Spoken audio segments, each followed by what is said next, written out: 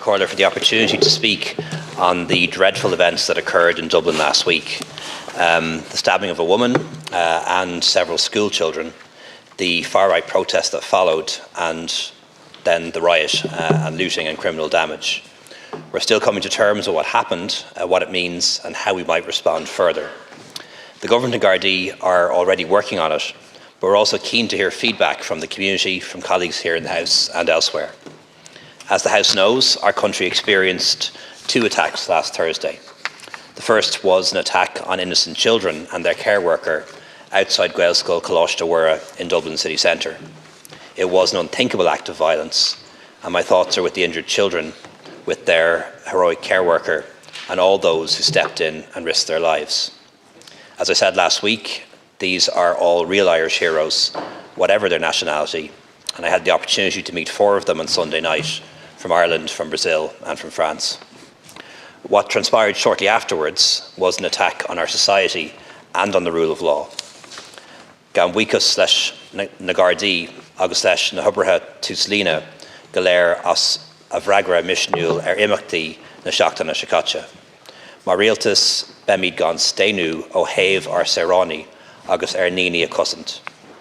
Beag na Gardaí ar na stráideanna agus déanfaí siad aon rud atá ag teastáilionas go mo chomhaí daoine sábhalta. Agus déanfaimid cinnte go bhfuil na hacnamí an tréalamh agus na dlíthe acu a thaisteáin chun a gcuid oibre a dhéanamh.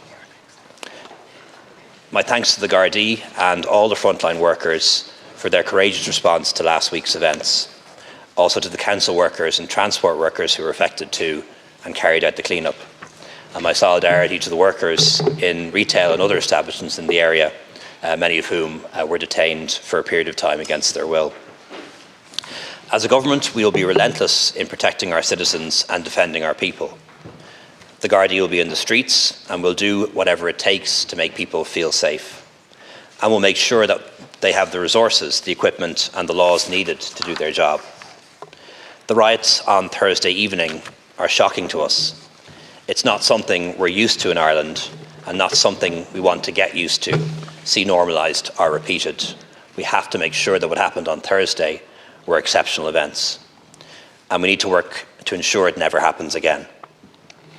It's also important, though, to take a step back and consider the fact that in response to a rapidly evolving situation, Gardaí regained control of the streets within hours and prevented the riots from spreading beyond a confined area of the city. Over 400 members of An Garda Síochána were deployed in Dublin city centre, including over 220 public order Gardaí, and 34 people were immediately arrested.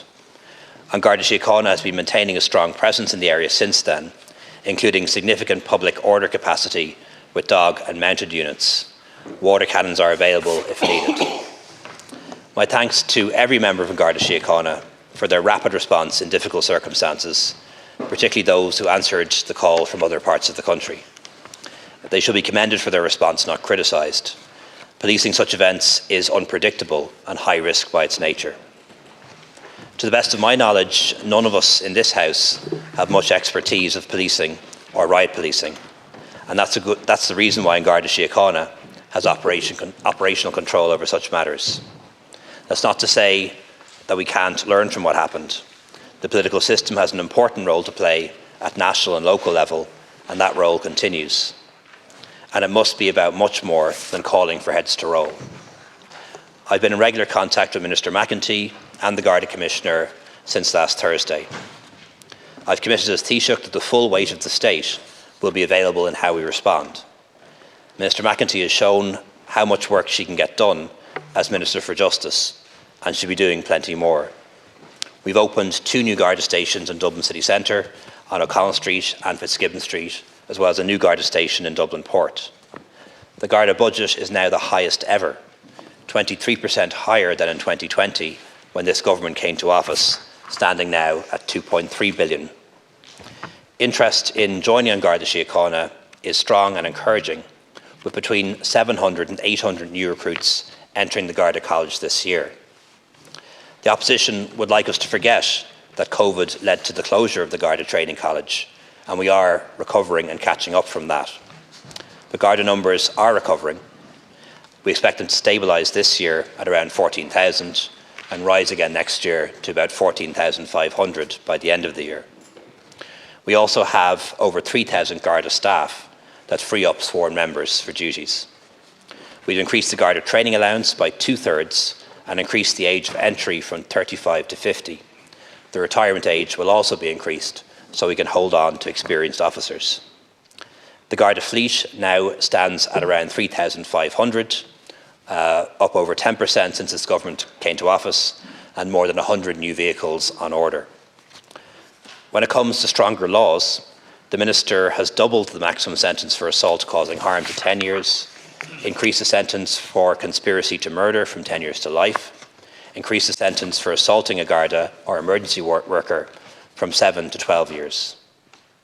We'll also streamline community CCTV and allow for the introduction of body-worn cameras, modernise our laws on hate crime and incitement to hatred, introduce facial and object recognition technology, and propose extending the range of offences for which it may be used to include the offences of riot and violent disorder in a standalone bill so there's proper scrutiny.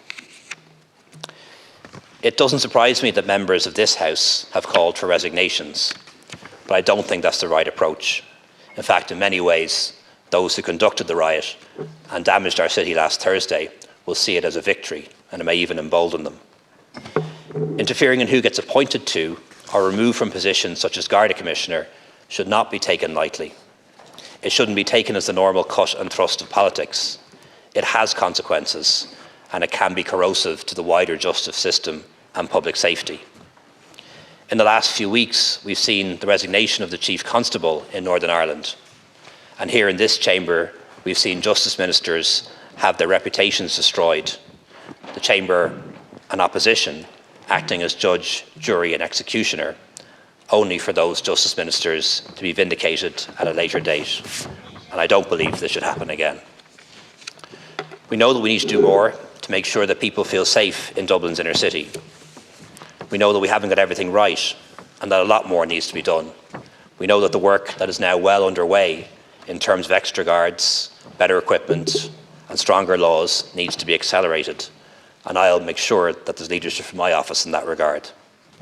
Above all, I believe this is a time to support An Garda Síochána, support the Commissioner, support the Minister for Justice, time to work together on behalf of the people that elected us, and I do not believe it's in their interest to sow division.